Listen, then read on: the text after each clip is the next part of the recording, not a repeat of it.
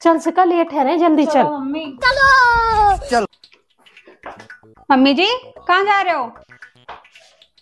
अरे बहू सिकाई हुई है ना, तो मार्केट ले जा रही है इसे कपड़े दिलवाने।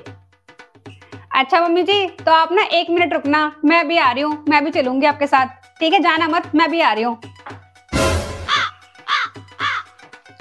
इनके साथ जाऊंगी ना तो दीदी की शर्म से एक का सूट मुझे भी दिलवा देंगी मम्मी जी। चलो मम्मी जी। मम्मी जी चली गई।